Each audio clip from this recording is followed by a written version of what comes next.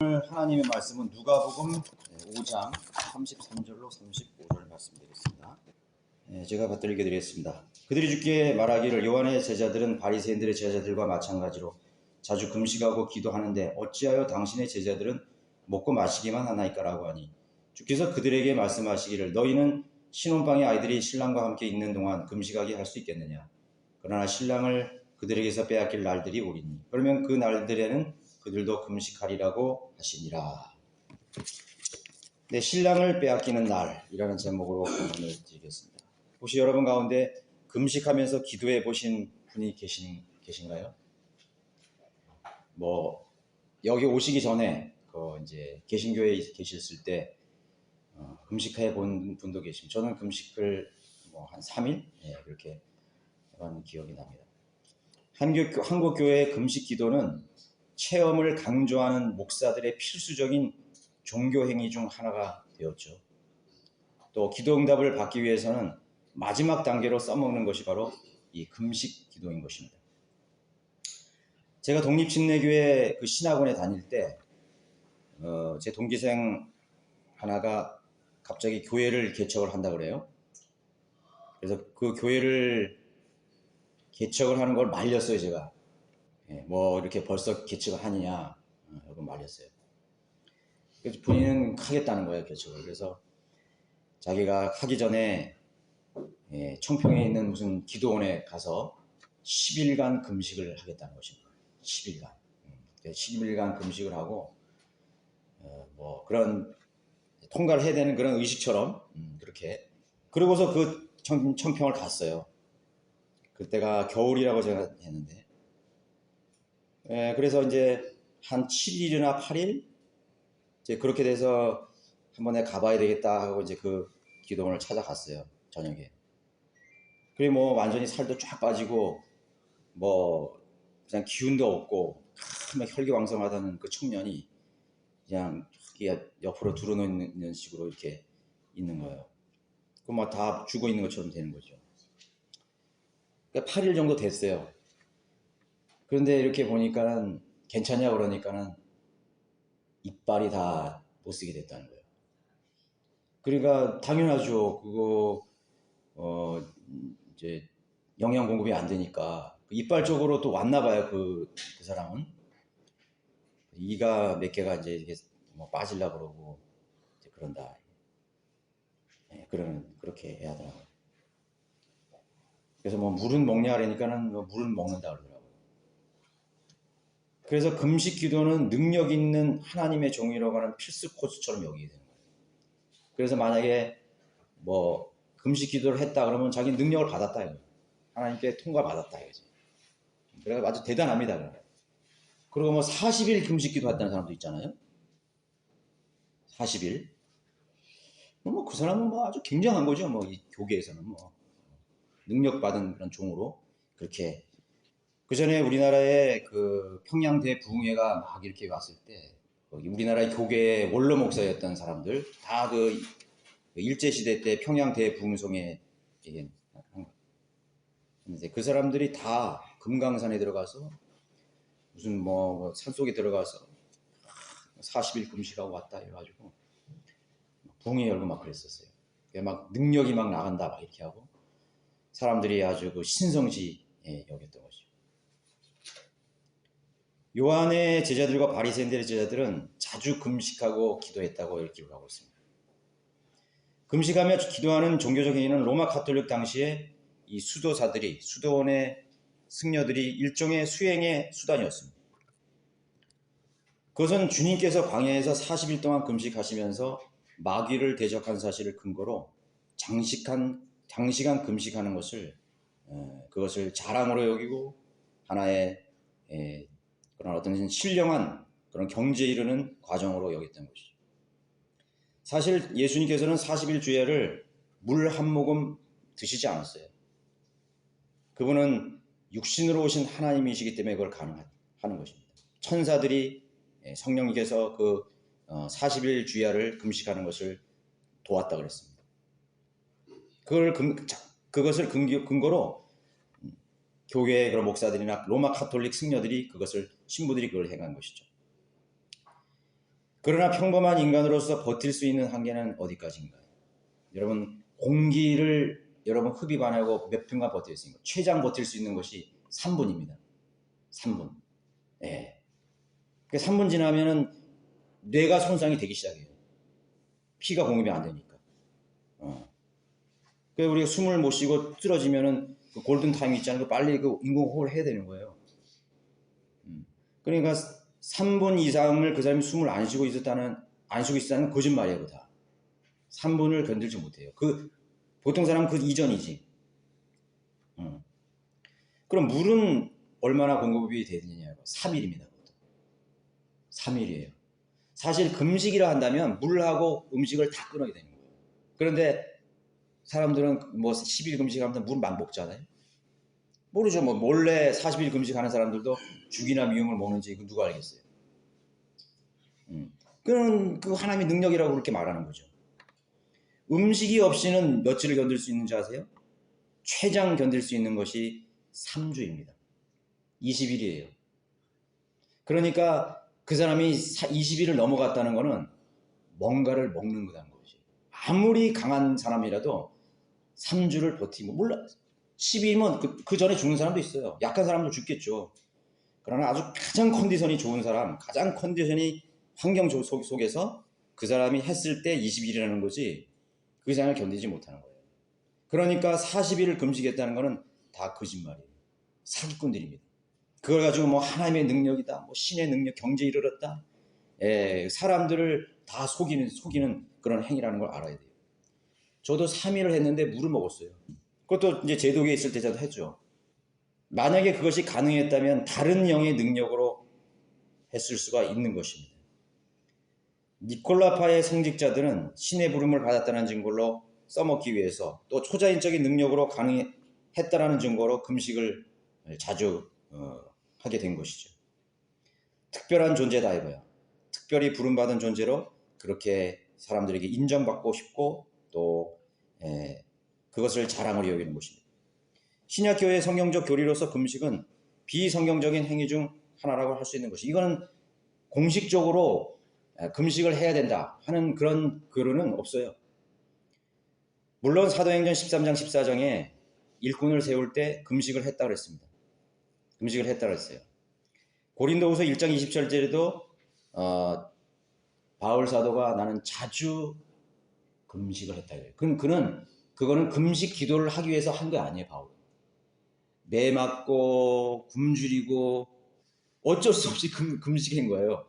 왜냐하면 바울은 고난을 받고 복음을 전하기 위해서 집도 없고 아내도 없고 그렇게 떠다녔잖아요. 그러니까 굶주린 거예요. 그거를 금식했다 그러는 거예요. 주님을 위해서 살다 보니까 먹을 것도 없고 굶주리고 매 맞고 추위와 더위와 박해와 그런 걸 얘기할 때 금식을 했다 그런 거예요. 본인이 어떤 자기가 능력을 받기 위해서 금식을 한 게 아니에요. 먹을 것이 없었기 때문에 금식을 하게 된 것을 말하는 것입니다. 자, 그런 고난의 의미를 했죠. 여러분 디모데전서 4장 3절을 한번 펴보세요. 거기 분명히 우리가 알아야 됩니다. 디모데전서 4장 1절로 3절. 이제 성령께서 분명히 말씀하시나니 마지막 때에 어떤 자들이 믿음에서 떠나 미혹하는 영들과 마귀들의 교리를 따르리라. 자, 지금 교회 시대의 마지막에 미혹의 영들과 마귀들의 교리가 있다는 거죠. 그 교리들이 뭐냐? 그들 자신의 양심에 화인을 맞아 위선으로 거짓을 말하리라. 혼인을 금하고 음식을 삼가라고 명하리니 뭐라 했어요? 금식을 말하는 거예요. 마귀들의 교리와 미혹하는 영들의 마귀적인 교리, 거짓 교리에 속한 사람들이 주장하는 게 뭐냐면 음식을 삼가라요. 금식하라. 뭐는 먹고 뭐는 먹지 마라. 그것부터 시작해서 혼인도 금하는 거예요. 금욕 생활이죠. 그러니까 금식도 하나의 금욕 생활의 일종으로서 그들이 그것을 자주 행한 거예요. 그런데 오히려 여기 성경은 뭐라고 말합니다. 이 음식은 하나님께서 진리를 믿고 아는 사람들이 감사함으로 받도록 지으신 것이라. 하나님께서 지으신 것은 모두 좋은 것이요 감사함으로 받으면 아무것도 버릴 것이 없으니 이는 하나님의 말씀과 기도로서 거룩하게 됩니다. 어떤 나라 사람들이 가니까 쥐도 먹어요. 바퀴벌레도 먹어요. 그럼 그 사람들이 더러운 사람들인 겁니까? 아니에요. 그것도 하나님께서 주신 것이기 때문에 감사함으로 먹으면 단백질이 될 수 있는 거예요. 그 사람들이 뭐 쥐를 먹었다고 해서 야 저거 미개인이다 그렇게 말하면 안 되는 것이에요. 어떤 사람은 내가 못 먹는 걸 먹는다고 해서 저 사람은 좀 이상한 사람이야 그렇게 하면 안 되는 거예요. 우리나라도 그런 음식 문화가 있죠. 네. 다른 민족이 자기네가 못 먹는 거를 먹으면 미개하다, 불결하다 이렇게 생각하는 것입니다. 그것이 아니라는 거예요. 아니라는 것입니다.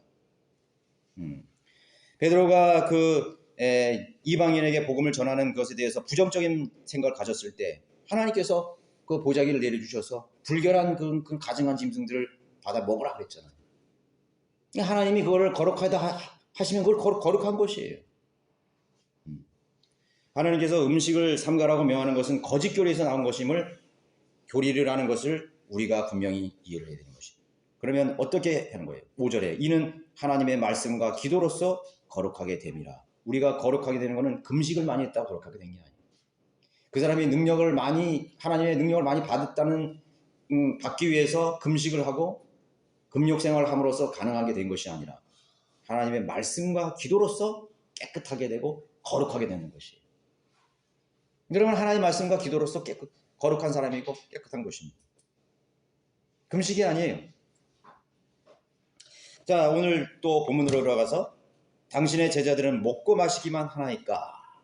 참 예수님과 제자들의 삶을 이렇게 여쭤보면 항상 뭐를 먹는 자리에 있었어. 뭐 세리들과 뭐 거린들과 창기들과 먹고 마시고 뭐 또 파티를 열고 말이죠.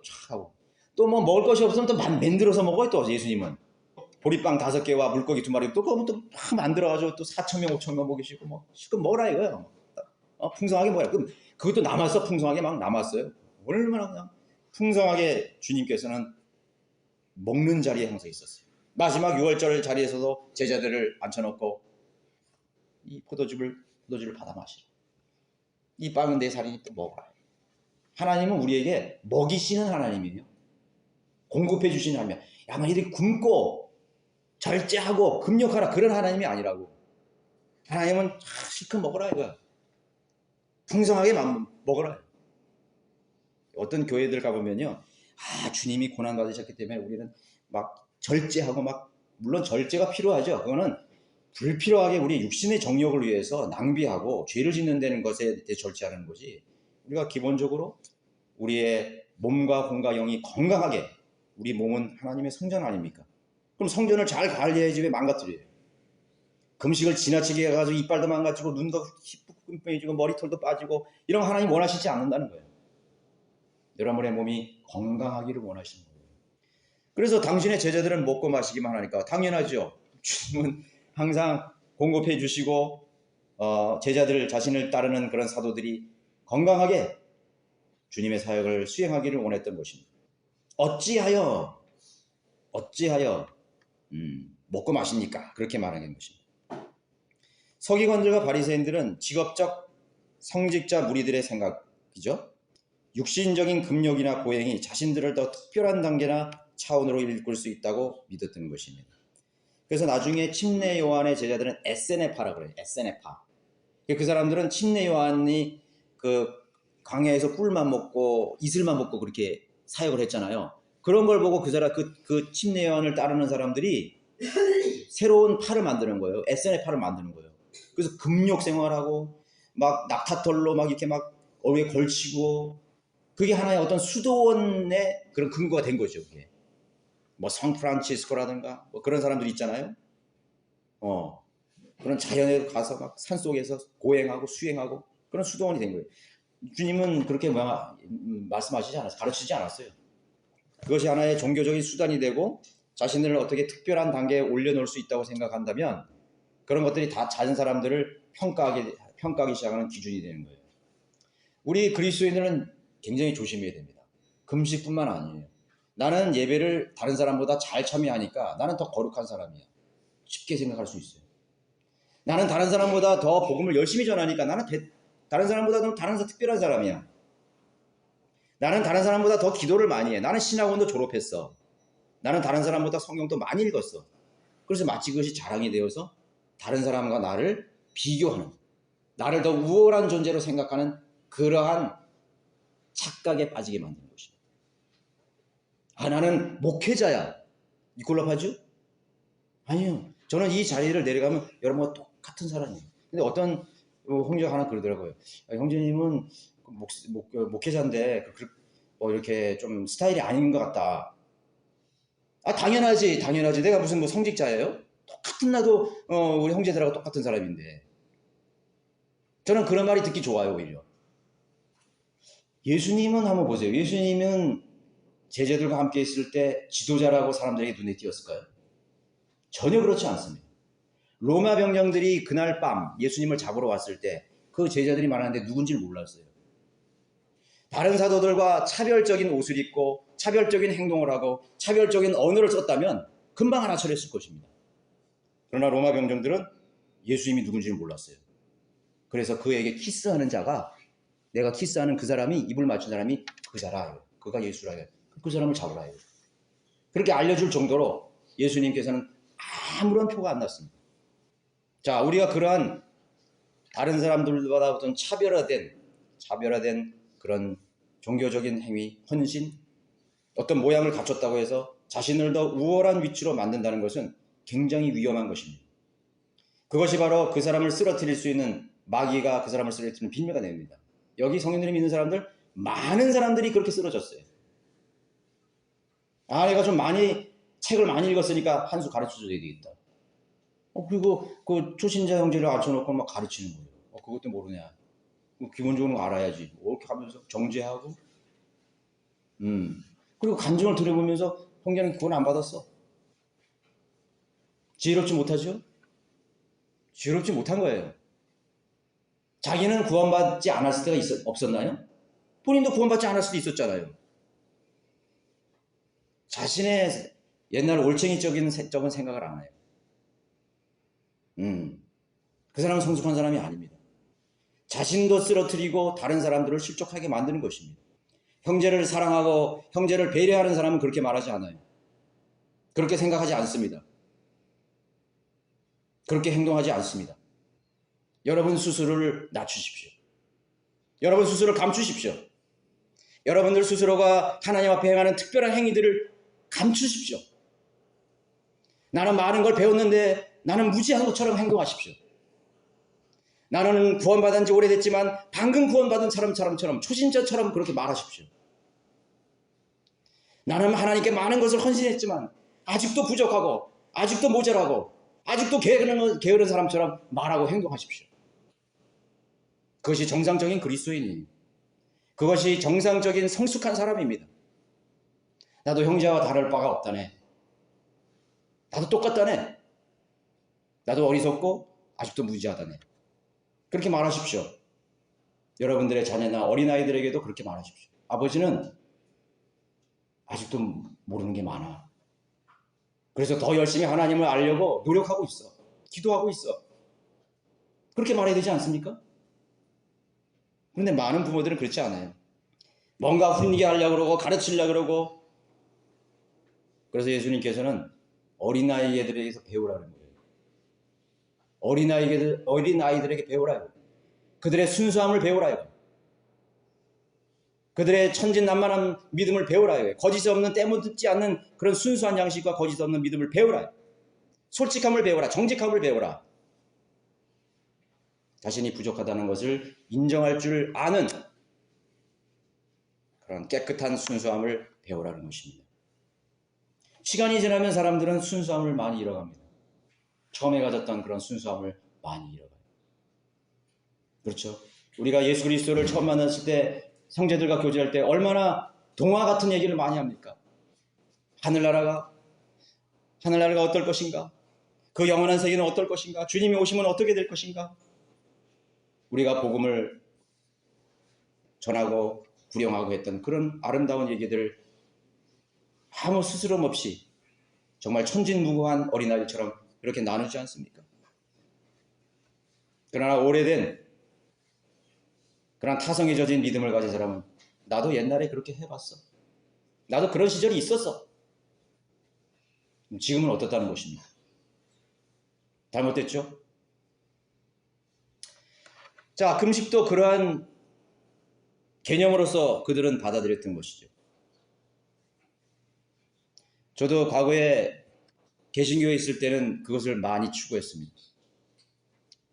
저도 하나님의 사역을 하려고 그렇게 기도하고 또 그런 장로교회나 개신교에서 제도교에서 부사역자를 하면서 그걸 많이 사모했어요. 나는 더 능력 있는 설교가가 될 수 없을까?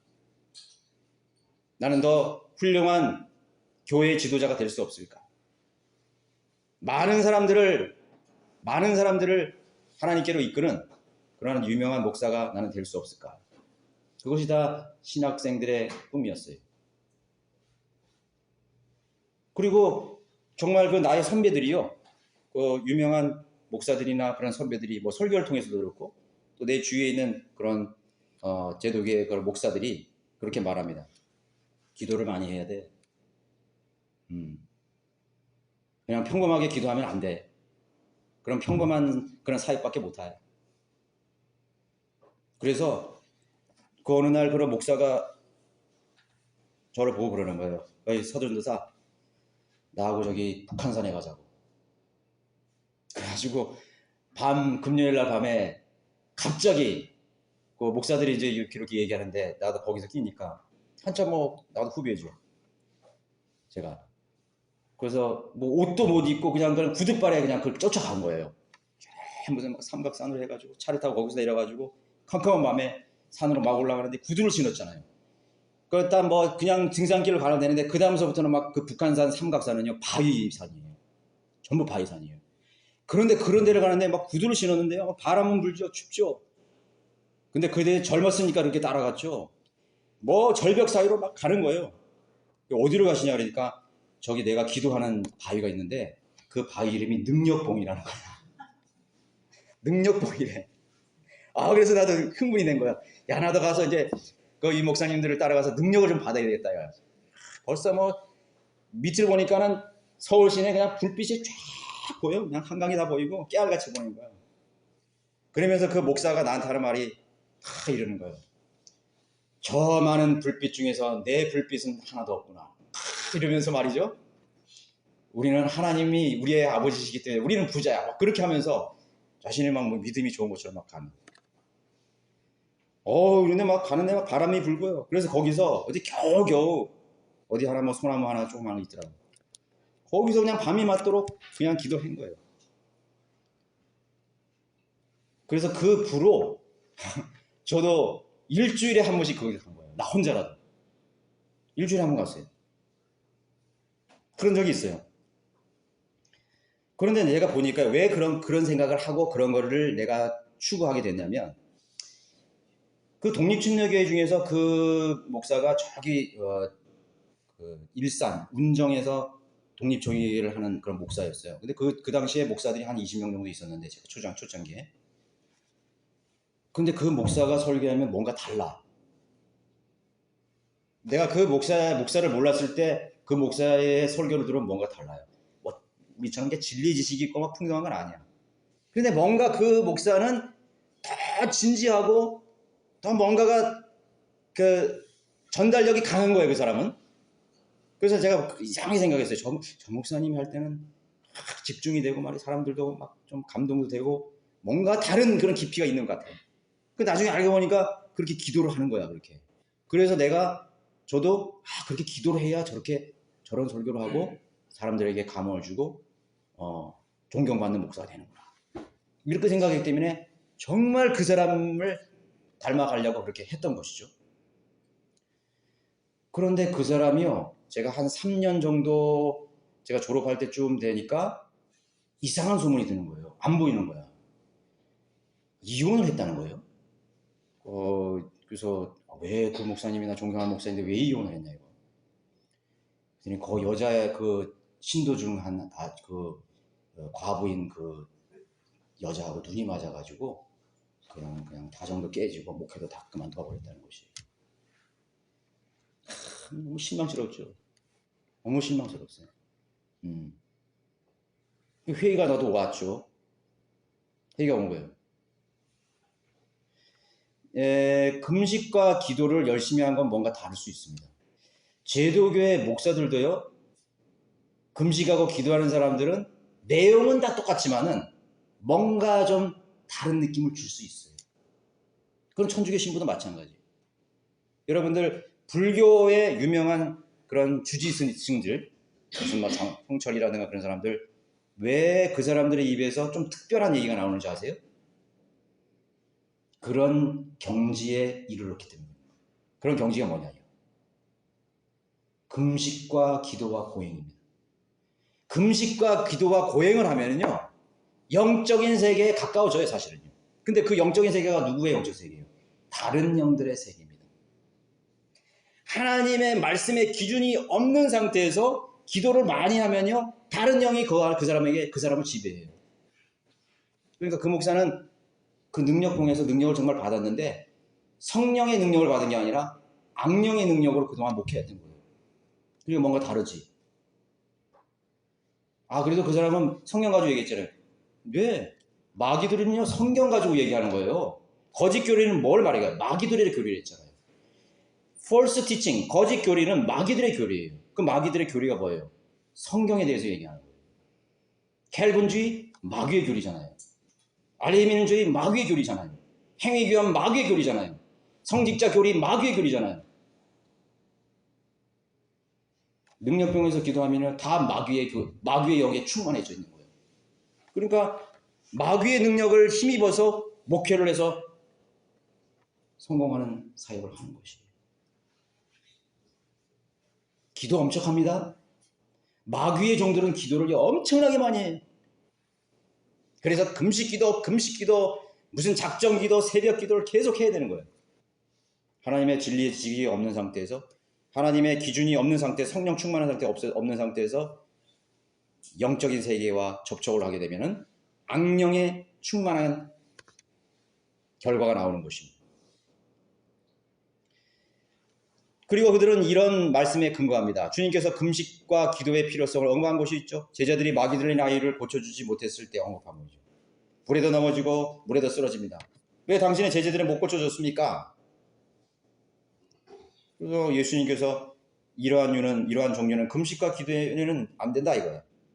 그런데 이 말씀 역시 교회 시대가 아닌 표적과 기사를 통해서 사도적 표적, 사도적 증거를 보이는 시대, 예수 그리스도께서 사역하는 예수님의 신성을 나타나는 시대에 금식과 기도를 강조하면서 그 악령을 내쫓는 그런 기록인 것입니다. 그것을 알아야 돼요. 교회 시대가 아니에요. 악령을 쫓고 병을 고치는 능력은 하나님 앞에 있기 때문에 말씀을 통해서 성령님께서 그를 고치시고 낫게 하실 수 있는 것이에요. 왜 신약교회에 말씀과 기도로 거룩해진다 그랬어요? 금식으로 오랜 고행적인 기도로 그 사람이 능력을 받는 게 아니라 하나님의 말씀과 기도로서 그 사람이 능력을 받는 것입니다. 하나님의 말씀에 능력이 없는 사람은 그 사람이 능력이 없어요. 진리의 지식에 갖지 못한 사람은 능력이 없어요. 마귀 들린 사람들이 마귀를 쫓아내는 것은 기도하는 것입니다. 그리고 그 사람 안에 하나님의 말씀을 넣어주는 거예요. 그래서 그 사람에게 성경 공부를 시작하는 거예요. 기초 성경 공부를 시작하고 그 다음 단계 공부 시작하고 계속 공부하는 겁니다. 그러면은 성령님은 모든 진리로 우리를 인도하기 때문에 그 안에 성령이 들어가시는 거예요. 그 성령이 들어가시면 그 안에 있는 악령이 거기에 자리할 수가 없는 거예요. 쫓겨나는 것입니다. 너무나 자연스럽게 쫓겨나는 거예요. 그 사람이 구원받고 성령님이 그 안에 계시면 마귀 영이 여기 어두운 방에 불을 켜는 순간 어둠은 사라지죠. 빛이신 하나님의 말씀이 그 사람 안에 켜지는 순간 악령은 떠나가는 것입니다. 당신의 제자들은 먹고 마시기만 하나이까라고 하니 주께서 그들이 말씀하시길 너희는 신혼방의 아이들이 신랑과 함께 있는 동안 금식하게 할 수 있겠느냐. 너희를 신혼방 아이들이라 했어요. 자, 신혼방의 아이들이란 누굴까요? 신랑의 방에는 신부가 있어야 되는데 왜 아이들이 있는 거예요? 그렇죠? 아이들이 있는 거예요. 신랑도 아니고 신부도 아니면 아이입니다. 신랑은 당연히 여기서 예수 그리스도였겠죠? 신부는 누구입니까? 예수님께서 신랑이라면 신부는 누구입니까? 자, 성경에서 신부를 두 무리로 나누고 있습니다. 여호와 하나님의 신부, 성부 하나님의 신부와 예수 그리스도의 성자이신 예수 그리스도의 신부가 있어요. 성부 하나님의 신부는 이스라엘 백성입니다. 이스라엘이에요. 이스라엘의 땅에 있는 그 가나안 땅에 정착해 있는 팔레스타인과 가나안 땅에 정착해 있는 이스라엘 민족이 여호와 하나님, 성부 하나님의 신부가 되는 것이에요. 그러니까 신혼방의 아이들은 예수 그리스도의 신부가 아니에요. 이스라엘의 자녀들입니다. 성자이신 예수 그리스도의 신부는 교회인 그리스도인들이죠. 교회인 그리스도인이에요. 여러분 마태복음 25장에 보시면은 열처녀의 비유가 납니다. 열처녀의 비유. 그 열처녀의 비유 중에서 5명의 처녀들은 현명한 처녀였기 때문에 등과 기름을 가지고 있었습니다. 그런데 어리석은 5명은 등만 가지고 있었어요. 기름이 준비되지 않았어요. 그런데 이 사람들이 졸다가 이제 신랑이 오니까 이제 일어난 거죠. 그러면 불을 켜려고 그러니까 현명한 처녀들은 기름이 있으니까 탁 그냥 그 등을 켠 거예요. 근데 등만 가지고 있었던 사람은 불을 켜지 못한 거예요. 그 사람은 떨어져 나간 거예요. 신랑을 못 맞이하지 못하는 거죠. 자, 이것은 그리스도인이 아니에요. 신약의 성도들이 아닙니다. 행위의 요소가 드러나는 거죠. 끝까지 견디는 거. 끝까지 자신의 행위로 깨어 있어서 기름을 준비하는 행위가 필요한 시대의 성도들의 구원입니다. 누구죠? 대환란 때 주님께서 오실 때 믿음과 행위가 필요했던 사람들이죠. 환란 성도들이죠. 특별히 유대인들을 말하는 거예요. 이스라엘 백성들을 말하는 것입니다. 행위의 요소입니다. 호세아서라든가 호세아서 2장 9절에 보면은 하나님께서 그 음행한 이스라엘을 다시 회복하기 위해서 호세아를 통해서 창녀와 결혼을 하라 그럽니다. 하나님께서 그 호세아 선지자들을 창녀와 결혼시킴으로써 그 창녀가 누구냐 이거예요. 음행한 그 신부가 누구냐 이거예요. 이스라엘이란 말입니다. 하나님을 섬기지 않고 바알을 섬기는 이방의 신을 섬기는 영적으로 음행한 그런 이스라엘을 회복하기 위해서 하나님께서 끝까지 호세아를 통해서 그 음행한 자기 아내를 데리고 오라고 말하는 것입니다. 그것이 바로 이스라엘 백성이에요. 이스라엘을 말하는 것입니다. 이스라엘 아이들은 예수 그리스도로 인하여 신랑을 잃어버리게 되는 것입니다. 무슨 말이죠? 여기 좀 어려울 수 있어요. 너희는 신혼방의 아이들이 신랑과 인등에 등심할 수 있느냐? 그러나 신랑을 그들에게서 빼앗길 날들이 오리니. 이스라엘 백성이 자신의 신랑을 완전히 빼앗기는 시점이 있습니다. 그게 뭐냐면 여기서 말하는 그들이에요. 신랑을 그들에게서 빼앗길 날이 있다 이거요. 그것은 유대인들이 예수 그리스도를 십자가에 못 박음으로 인해서 신랑을 빼앗긴 것입니다. 유대인들이 예수 그리스도를 십자가에 못 박힘으로써 하나님과 잠시 결별하는 거예요. 완전한 배교입니다. 하나님께서 마지막으로 음행한 하나님을 떠난 백성들을 찾아오시는 마지막 카드가 뭐였죠? 예수 그리스도를 이 땅에 육신으로 보내시는 것입니다. 선지자들 보내고 예언자들 보내고 하나님의 신실한 종들을 보냈죠. 그러나 마지막에 아들을 보냅니다. 아들을 보내서 그 음행한 이스라엘을 회복하려고 합니다. 자신의 아내인 그런 팔레스타인 땅에 있는 유대인들을 회복하려고 하는 것입니다. 완전한 자신의 아내로 회복하려고 했습니다. 그러나 예수 그리스도가 마지막 왔을 때 예수 그리스도를 거부하고 예수 그리스도를 십자가에 못 박았을 때 그들은 그 땅을 떠나게 됐죠. 로마가 와서 그 땅을 다 파괴시켰습니다. 팔레스타인 땅을 떠났습니다. 그 시점이 신랑을 잃어버린 것입니다.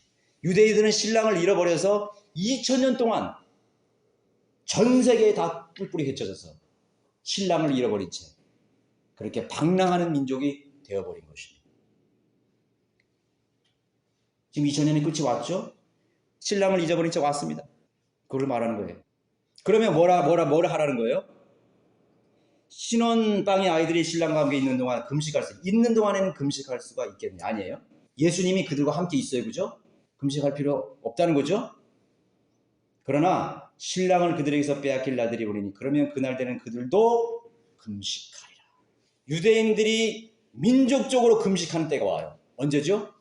메시아가 오실 때 그들이 마지막 혹독한 대환란의 박해 속에서 모든 사람들이 죽고 신랑을 잃어버린 채 그들의 보호자여 그들의 남편을 잃어버린 채 그냥 완전히 짓밟을 때 과부가, 그래서 고아와 과부들을 잘 돌보라는 말이 거기서 나오는 거예요. 여러분, 이 세상의 모든 현상들은요, 모형과 예표로 보여준 거예요.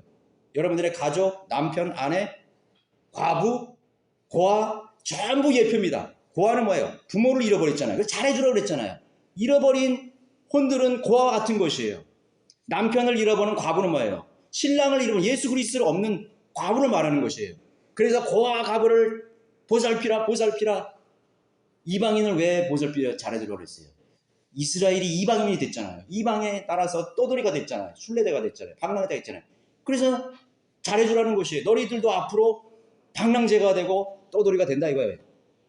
모든 것이 예표이고 그것이 소중한 것입니다. 그래서 그 모형을 깨트리면 안 돼요.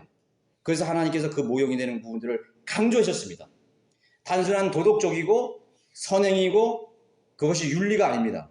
인간의 정의 아닙니다. 거기에 하나님께서 하나님과 이스라엘 백성과의 그 관계 속에서 하나님께서 그 뜻이 있었기 때문에 말씀하시는 것이에요. 자, 이스라엘 백성들은 이제 남편을 잃고 또 고아와 같은 그런 민족이 되어서 떠돌다가 마지막에 자신의 신랑을 잃어버린 것에 대해서 깨우치게 되는 것입니다. 그때 민족적인 대각성이 일어나는 것이에요. 여러분 많이 들어보셨죠? 성경에? 이스라엘의 남은 자들이 메시아를 받아들이는 것입니다. 장막절에 예수님이 받아들이는 것입니다. 그래서 나팔절, 속죄일이라는 것이 있습니다. 장막절이 오기 전에 이스라엘 민족의 속죄일, 그 속죄일이 뭐예요?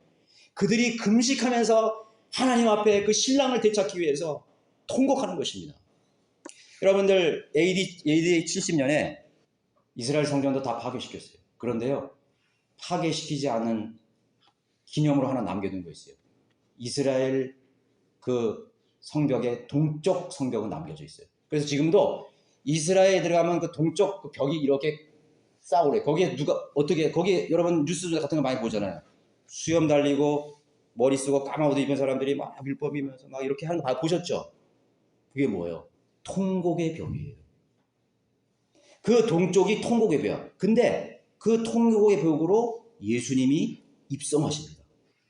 하나님께서 올리브산, 예루살렘의 동쪽 산인 올리브산에 오셔서 동쪽에서 골짜기를 통해서 동쪽 문으로 주님께서 입성하셔서 그 성전에서 왕으로 천년왕국을 다스리는 왕으로 오시는 것이에요. 그때 메시아를 받아들이기 위해서 금식하며 통곡하는 거예요. 그리고 지금도 랍비들이 통곡하고 있는 거예요. 소수의 유대인들은 그것을 아는 것입니다. 신랑을 잃어버릴 날들에는 그들도 금식하리라. 이사야 62장 4절 5절에는 이스라엘 땅 가나안과 결혼해 땅과 결혼한다고 했어요. 그러나 지금 그 땅은 잃어버렸죠.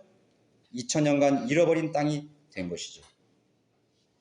사실 이스라엘 민족은 예수님의 초림 때 그분을 메시아로 받아들였어야 하는 것입니다. 그러나 그 신랑을 누구에게 뺏긴 것입니다. 이방인에게 빼앗긴 것입니다. 이방인은 우리가 그 예수님을 신랑 대신 예수님이라고 하죠. 우리 교회의 신랑이잖아요. 우리는 어린 양의 신부잖아요. 어린 양이신 예수님의 신부잖아요. 그러면 우리에게 이방인 교회에게 빼앗긴 거예요.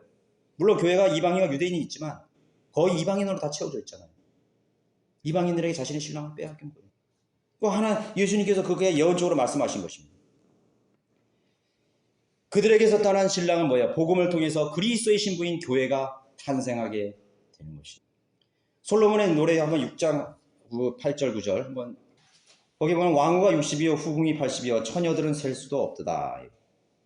나의 비둘기 나의 더럽히지 않는 자는 오직 하나요. 그녀는 어머니의 외동딸이며 그녀를 낳은 어머니의 귀한 사람이라. 딸들이 그녀를 보고 그녀를 축복하니 정녕 왕후들과 후궁들과 그들이 그녀를 칭찬이라. 어린 양의 혼인식에 때요. 들놀이들도 있고요. 후궁들도 있고 다른 사람이 많고 친구들도 있고요. 다른 사람이 있어요. 이스라엘은 예수 그리스도께서 오실 때 신부가 되지 못하는 거예요. 들놀이예요. 신랑방에 아이들인 것입니다. 아이들로 전락했어요. 여기서 후궁들도 많고 왕후도 많지만 정말 하나 그 어린 양이 사랑하는 그 신랑이 사랑하는 그녀는 오직 하나예요. 나의 비둘기입니다. 나의 더럽혀지지 않는 순결한 처녀, 순결한 그 신부. 점과 금이 없는. 우리가 그리스도의 심판석에서 점과 금을 다 빼잖아요. 그래서 우리가 어린 양의 신부로 다 단장해서 우리 교회가 주님 앞에 다 드려지는 거죠. 그것을 얘기하는 것이에요. 유대인들이 아니에요. 그들은 친구들이고 아이들이고 들러리에 불과하는 것이죠. 그러나 그들도 이제 하나님께서 이 세상 마지막에 올 때 찾기 위해서 금식하는 것입니다. 그 처녀들은 주님이 재림시 들러리 역할을 하는 수행원들이 된다는 것이죠. 그 열처녀의 비유에서도 마찬가지예요. 그들은 열처녀지 신부가 아니에요. 들러리들입니다. 들러리들도 신랑이 맞을 준비를 해야 되잖아요. 신부만 준비하는 게 아니잖아요. 뭐 뒤에 뭐 들러리도 하고 아이도 준비해야 되고 꽃 가져가는 사람 다 준비해야 되잖아요. 신부만 준비해요? 거기는 하객들도 있고 친구들 있고 다 있는 거예요. 그거를 그대로 어린 양에서 그대로 재현이 되는 거예요. 각 시대마다 하나님께서 그 대상을 그렇게 나눠 주신 거예요. 그러나 우리 교회 시대의 성도들은 정말 주인공이 되는 것입니다. 어린 양의 신부가 되는 것입니다.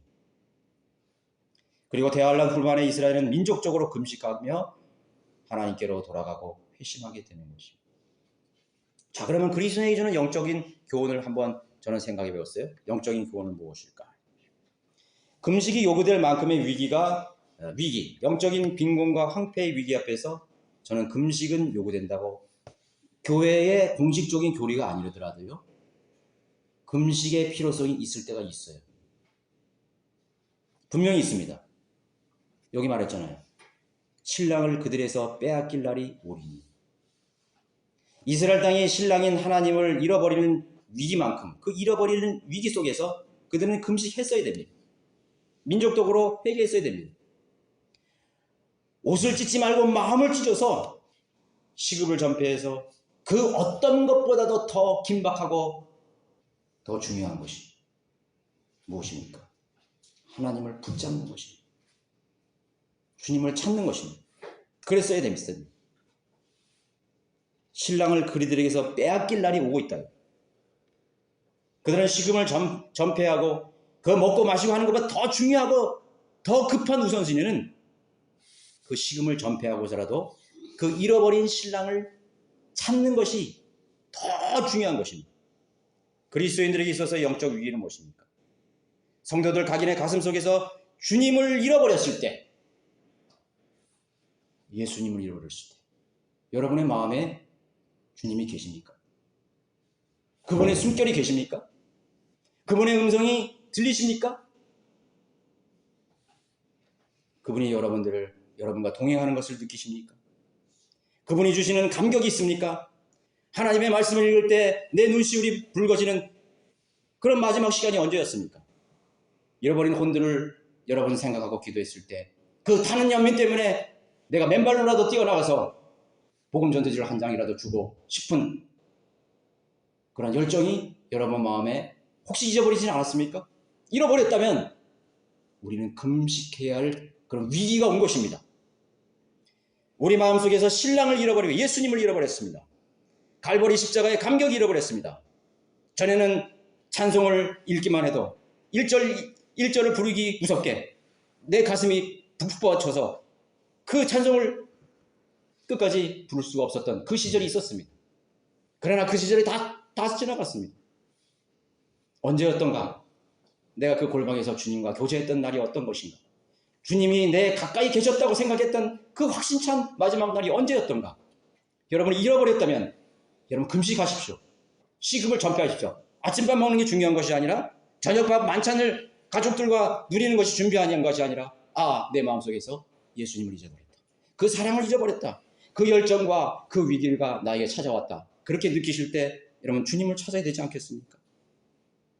신랑을 잃어버려 가는 것입니다. 멀어져 가는 것입니다. 여러분들의 배우자와 다 그런 위기가 있었죠. 여러분들의 아름다운 추억, 여러분들의 배우자를 그리워했던 그런 때가 있었죠. 찾아야 됩니다. 찾아야 돼요. 옛날 사진을 저는 한번 봐요. 제 아내와 찍었던 그런 사진들, 그 젊은 날 가장 좋은 시절의 그런 아름다운 추억들을 떠올려봅니다. 아, 내가 아내를 사랑해야지. 내가 남편을 존경하고 사랑해야지. 이런 시절이 있었구나. 그래, 같이 늙어가고 있구나. 내가 그토록 사랑하고 좋아했고 함께 하고 싶어서 결혼한 거 아니에요. 그럼 사랑해야죠. 주님과 나와의 관계 속에서 잃어버렸던 그 관계들을 찾아야 됩니다. 어떠한 감각도 어떠한 감흥이나 교훈들이 주어지지 않는 그런 때 우리는 금식에 복음하는 기도의 자리가 반드시 필요한 것입니다. 우리 필라델 교회 시대에 유명한 그리스도인이죠. 찰스 피니.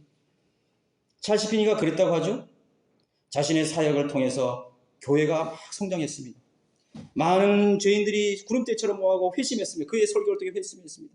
그리고 변화를 받는 모습을 보고 즐거워했습니다. 그리고 찰스 피니 그 사람의 명성이 온 미국 땅에 대서양을 넘어서 영국 땅까지 스코틀랜드 때까지 다 늘었습니다. 그런데 피니가 어느 날 생각해 보니까 교회는 성장하고 사람들은 많이 회심하고 자신의 명성은 많이 있는데 그 마음속에는 항상 공허함이 계속 쌓여가는 것입니다. 그 피니의 그 가슴속에는 점점 무감각함이 자기 느껴지는 것입니다. 그리고 늘 그랬듯이 내가 설교하면 사람들이 반응하고 그리고 교회가 성장하고 내 이름에 나를 칭찬하는 그런 것이 늘 그랬듯이 그것을 당연하게 느끼면서 그렇게 시간이 지나가고 있는 어느 날 자신의 내면에서 어떤 음성이 들려옵니다. 너 마지막 너의 교회가 다 부흥을 하고 사람들이 변화받고 그리고 너의 이름이 그렇게 명성이 그렇게 많은데 그 다음은 무엇인가? 그 다음이 무엇인가? 그리고 그 마음속에는 그 혼들이 하나님께로 돌아오는 감동이 없어요. 그 혼들이 죄인들이 회심하는 그런 모습을 볼 때 이제 예전처럼 그런 기쁨이 없어요. 잃어버린 혼들 한 명의 혼들을 생각할 때 얼마나 그런 뜨거웠던 연민과 그러한 혼에 대한 불쌍함이 있었는데 이제 그런 것들이 다 사라진 것입니다. 다 사라졌어요. 그리고 그 마음에는 고독과 외로움이 찾아오기 시작했습니다. 피니는 그때 알았습니다. 나에게서 예수님을 잃어버렸구나. 피니는 모든 사역을 다 접고 수십 마일 떨어진 숲속으로 들어갑니다. 거기서 주님을 만나기 위해서 기도를 시작합니다. 금식하면서. 수일이 지났을 때 피니의 마음은 그 전보다 더 뜨거운 예수님 그 신랑이 자기를 컨트롤하시고 자기를 감동하시고 자기를 인도하시는 그런 충만한 그런 첫사랑을 다시 회복하고 다시 저 필드로 세상으로 나갑니다. 그 전보다 더 낮은 모습으로 더 뜨거운 사랑으로 이제는 주님을 잃어버리지 않기 위해서 그 남은 평생을 주님 앞에 순수한 마음으로 그렇게 처음 사랑을 가지고 주님께 하나님 앞에 드렸다고 합니다. 그래서 그 피니의 책에 여러분 읽어보시고 찰스 피니 책이 여러분 많지는 않지만 저는 한 4-5번 읽었어요. 참 그 피니의 책은요 그 글자마다 하나님의 사랑이 거기에 깃들어 있습니다. 그 글자가 살아생전 마치 성경에 있는 그것에 버금갈 정도로 그것을 하나님이 뭐라고 그러신지 아세요? 신실한 말씀이요. 그의 설교는 신실한 말씀이었습니다. 성령님이 함께 계시고 그 한자 한자마다 느껴지는 그 생명력과 사랑과 열정이 거기에 묻어나는 것이에요. 왜 그렇습니까? 신랑을 잃어버리지 않았습니까? 여러분 신랑 잃어버리면 다 끝납니다. 여러분들이 아무리 여러분들이 충실하고 헌신하고 좋은 종교적인 모형을 가지고 사람들이 잘했다 칭찬받고 너 뭐 잘한다 은사가 있다 뭐 자랑을 해도 내 가슴 속에서 신랑을 잃어버린 날 나는 모든 것을 다 상실한 것과 마찬가지라는 사실을 기억하십시오. 여러분 다른 모든 것은 다 잃어버려도 여러분의 마음에 그 신랑 하나만은 잊어버리지 마세요. 그 예수님만은 잊어버리지 마세요. 예수님 하나만으로 충분합니다. 주님 내가 열매가 없어도 나는 예수님 한 번만으로 충분합니다. 내가 그렇게 거리를 헤매고 복음을 전해도 한 명도 구려가지 못했습니다. 아닙니다. 주님 나는 만족합니다. 내 마음에 예수님 한 번만으로. 교회가 사람이 다 떠나고 아무도 없고 자기 혼자 이 자리를 지킨 자리에 있어도 아닙니다. 주님, 나는 만족합니다. 내 마음에 아직도 주님이 살아계십니다. 주님의 사랑이 나에게 꿈틀거리고 있습니다. 천사람 백사람 부럽지 않습니다. 그 고백이 나와야 되죠. 그것이 바로 바이블 빌려봅니다. 살아있는 바이블 빌려봐요. 하박국 선지자가 말했잖아요. 외양간에 소가 없고 올리브에 열매가 없고 밭에 소줄이 없고 아무것도 없어도 나의 구원에 하나님으로 나는 기뻐하리로다. 그죠? 신랑을 잃어버리지 마세요. 그리고 잃어버렸다고 생각할 때 여러분 하나님 앞에 골방에 들어가서 하나님께 기도하시면 됩니다. 이 시대의 종교적 공식적 금식이나 기도는 더 이상 없습니다. 저는 교회에게 여러분 금식하십시오. 누굴 위해서 금식하십시오. 저 절대로 그렇게 안 해요. 이상해진 거예요. 기도도 금식도 각자의 몫입니다. 여러분 단 할 수 있으되 여러분 그것을 하고자 하는 마음이 있다면 은밀히 하십시오. 아무도 몰래 하십시오. 어떤 누구도 내가 금식하는 것을 눈치채지 못하도록 골방에 들어가서 주님과 대면하시기 바랍니다. 습관은 너무나 좋은 것이지만 그래서 경건한 습관이 무감각하는 종교적 타인을 의식하는 그런 전시적인 행동이 되어서는 안 되는 것입니다. 경건한 습관은 좋아요. 그러나 그것을 여러분 표현하려고 하지 마세요. 그런데 그 전에 그런 분이 하나 있었어요. 우리 목회자들이 저기 미국을 한번 간 적이 있어요. 저기 기억나실 거예요. 미국을 다 갔어. 근데 저는 못 갔어요. 제 직장하고 그래서 다른 목회자님 좀 도와주고 내가 갈 돈 비용으로 다른 목회자를 도와주고 난 못 갔어요. 너무 가고 싶었는데 그렇게 못 갔는데 한 목회자가 돌아와서 어땠냐고 내가 물어보니까 목회자가 그런 말을 해요. 뭐 좋았고 저거 얘기 많이 하더라고요. 그런데 이제 불평을 하는 거예요. 어떤 불평을 하면 어떤 그런 목회자는 말이야 아침에는 일어나가지고 기도도 안 하고 맨날 늦잠만 잔다고 내가 한 번도 기도하는 걸 못 봤다고 그러면서 그러는 거예요. 근데 내가 그렇게 말하는 목회자는 진짜 자기 관리를 잘하는 사람이야. 아침에 그냥 다 일어나면 4시에 일어나면 기도 딱 하고 딱 씻고 성경 딱 보고 그리고 다 모든 걸 하는 사람이야. 그리고 또 구령도 엄청나게 열심히 하는 거야. 다른 사람이 하면 또 자기는 나가서 밤에도 하고 그러는 거지.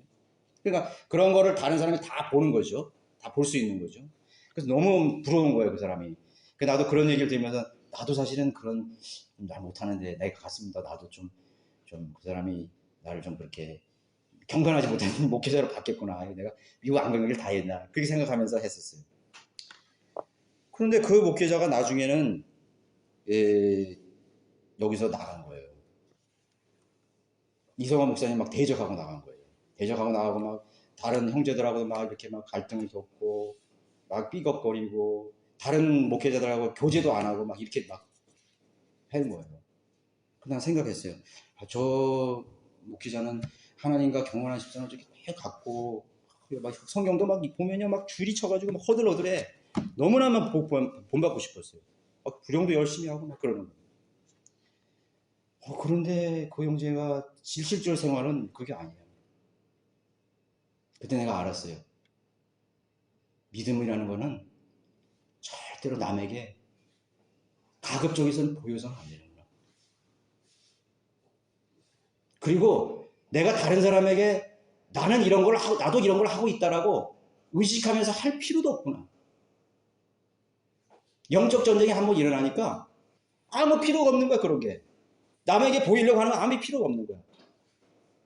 그 좋은 습관도 그것이 타성에 젖은 습관이 돼버리니까 안 한 것만 못한 자기 교만이 돼버리는 거야. 남을 그거 가지고 정죄하는 거야. 나는 하는데 당신은 못하냐. 적어도 목사가 됐으면 아침에 새벽 기도하고 하나님과 교제하고 그래야 될 거냐. 그런 거 정말 좋죠. 너무 좋죠.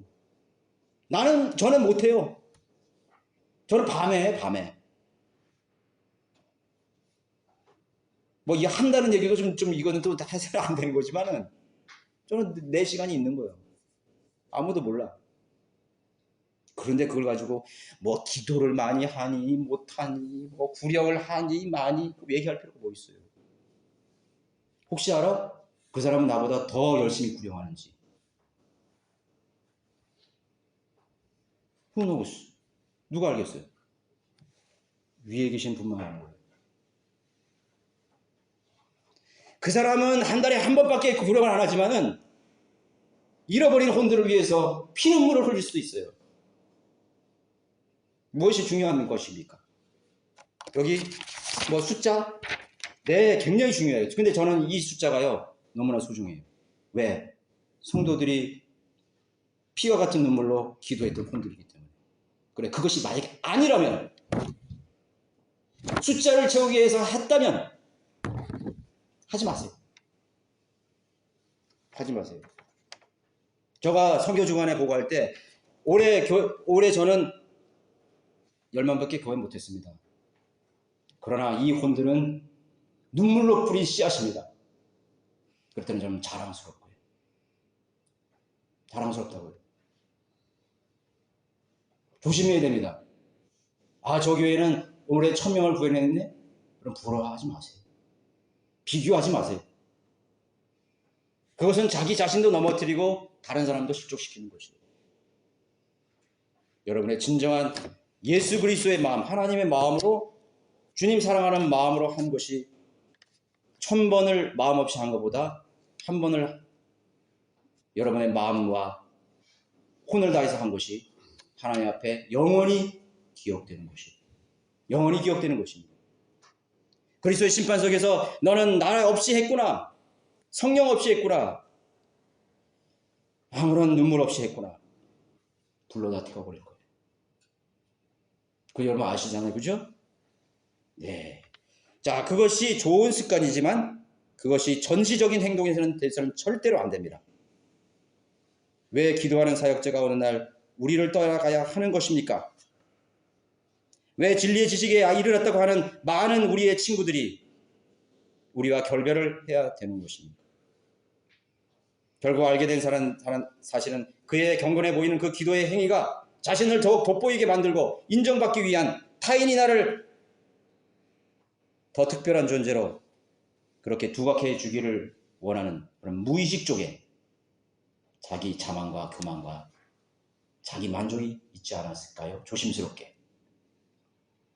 자, 우리는 우리 자신을 항상 돌아보면서 기도해야 되는 것입니다. 하나님은 속일 수 있어도 하나님은 속일 수가 없는 것입니다.